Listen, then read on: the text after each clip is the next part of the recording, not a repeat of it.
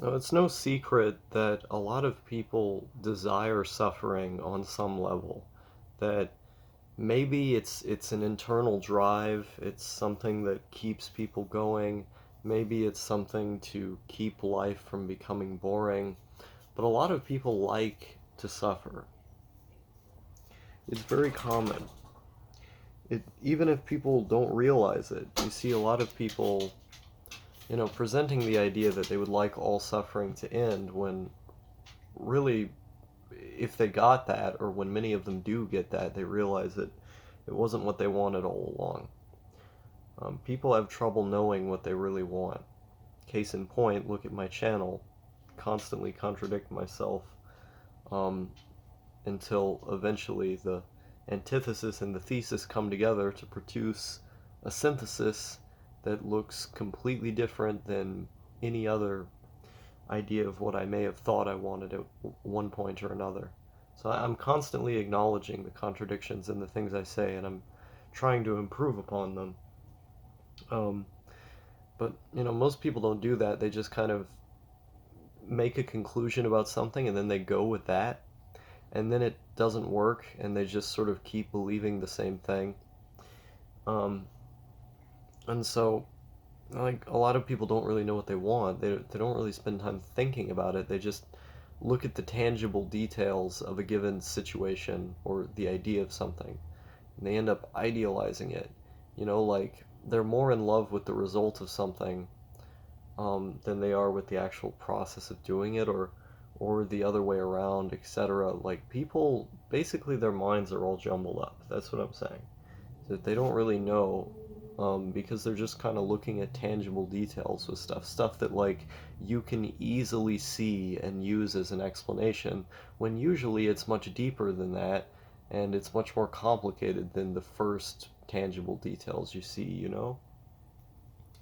And so, like, I've been wrong about a lot of stuff for that reason, because I've had statements that I've made where I was just looking at the tangible details. When I thought about it later on, or when someone gave me a comment, I broke it down, or they broke it down for me, and I turned out I was wrong. Happens a lot. I think a lot of this isn't me trying to brag about humility, but I'm just saying that, like, I think it would benefit a lot of people to look at things from that perspective, because you can improve upon the situation you're in. So I think it would help a lot of people to acknowledge that, in general, like, what they want is to suffer. Um, but that's not necessarily what I want per se.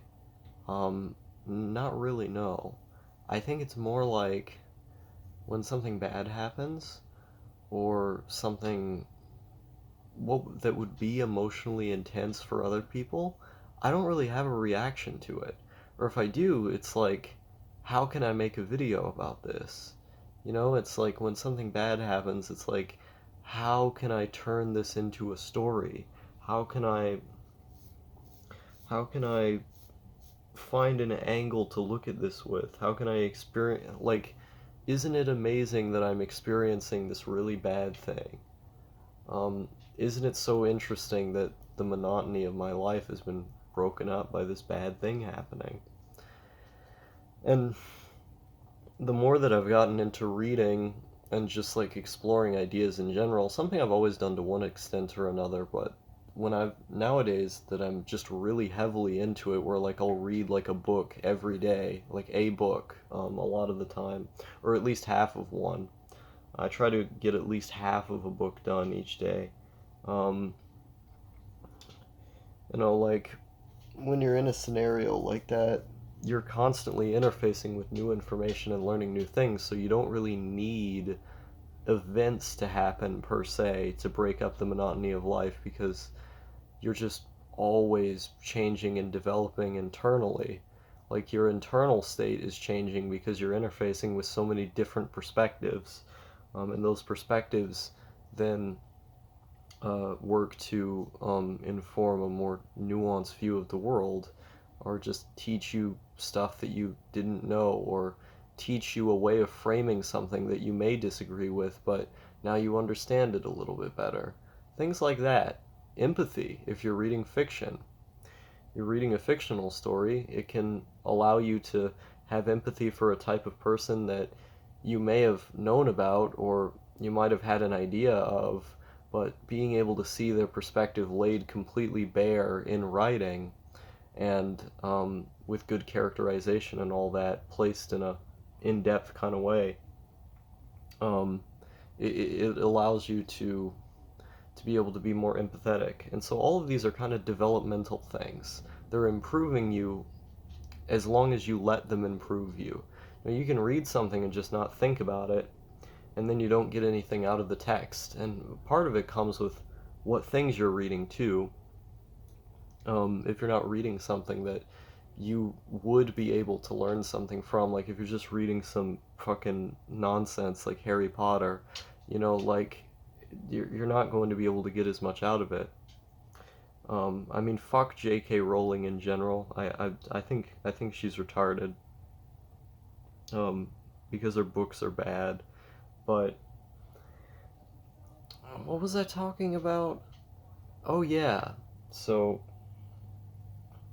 um, yeah. So part of it is about what you're reading, and then the other part of it is how you're reading it. Are you really taking in everything that you're reading? Are you looking back over it? Are you thinking about it from multiple angles? Are you retaining the information? And those things are really, really important if you want to learn something or change who you are in some way. Um, and those are the things that I inevitably do every time I try to read something, because if I'm not doing that, then it's like, what's the point of reading this if I'm not going to get something substantial out of it? If it's something that is dumb or just really bad, I mean, perhaps you could read it and then analyze its flaws and see this is where they went bad from a writing standpoint. In that way, you're getting something out of it, even if it's really bad. But in terms of what the author intended, you're not getting anything out of it. That's the point I'm trying to make. Not that I particularly even believe in authorial intent, but what I'm saying is that there are different levels by which information can be imparted onto you, um, and those levels ultimately are indicative of how much you're going to learn or not learn. Um, and so something that's higher level may not necessarily be absurdly complicated, just higher level in terms of the density of ideas that are imparted onto you, will be more beneficial than reading like a Harry Potter, where you're just getting a couple ideas about how bad writing gets made. Uh, Again, but you have to think about it. You have to come at it from uh, you have to come into it trying to learn something, trying to pay attention, trying to be attentive. Um, so I feel like I'm sort of progressing all the time in one way or another because I'm always learning new things now. And I've always been learning new things like throughout my life in general. That's just a trend within my personality. I like learning new things. Um, but it's like heavily intensified these days. And so it's just every day I'm just putting more information in. And I think, when I look at myself, the person who was excited to get the kidney stone the first time around, who thought it was really cool that I got the kidney stone, I think part of that came out of a certain desperation for the situation that I was in. I mean, if you saw the original video, a big part of why I went to the hospital in the first place was because I just wanted to get out of school, so that was exciting to me. The other part was that I wanted something different. I wanted just a different experience. No matter what the experience was, I wanted something to change. I needed the sense that my situation changed in some way.